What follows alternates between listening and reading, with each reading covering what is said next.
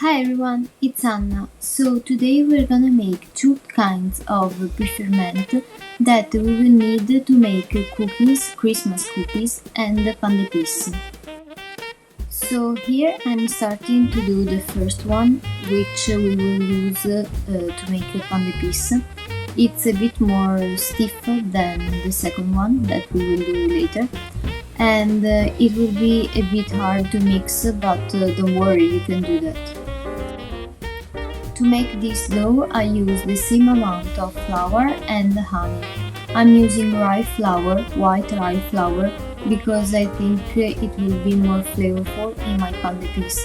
But if you prefer using cake flour, you can do that.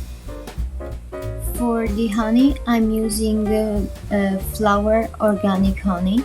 That's one of my favorite type, but even here, if you prefer another kind of honey, you can use the one you like the most. So after waiting out all the ingredients, you can start mixing. As I said, it will be a bit hard, but don't worry, you can do that. I think it took me about 10 minutes.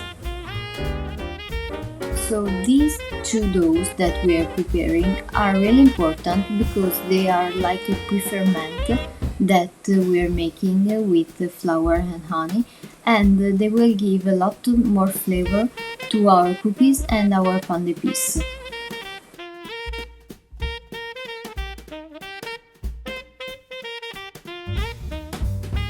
To have a proper fermentation and boost the flavor of our products, it's important to make this pre-ferment at least 1 or better 2 weeks before baking the pan d'épices and the cookies.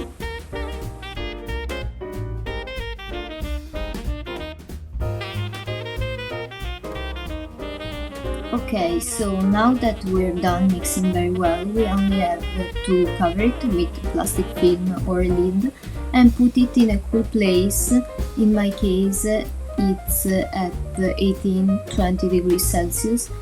You can even put it in a cool room of your house, for example.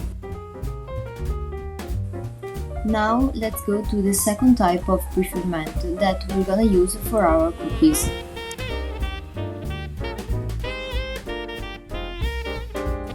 As you can see, the ingredients are the same of the first one. The only thing that changes is the amount of them. In fact, we're gonna use 1 part of flour for 2 parts of honey.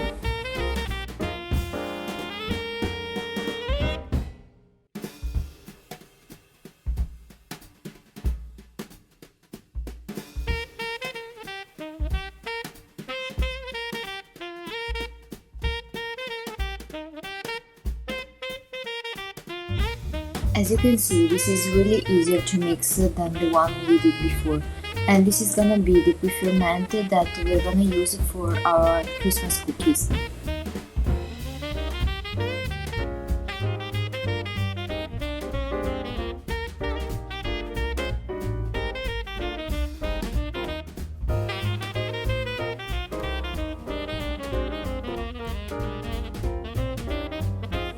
Even here, the flour that I'm using is white rye flour, but you can use your favorite type of flour.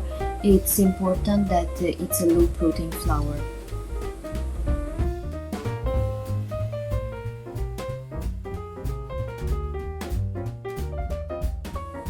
After everything is well combined, we are gonna putting this dough in a container, covering it and putting it in a cool place so the fermentation can start.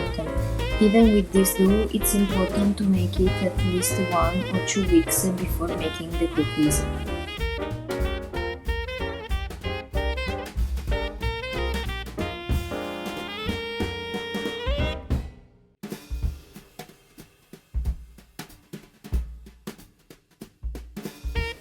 So now that our doughs are ready, we only have to wait, make them ferment and develop some delicious flavors.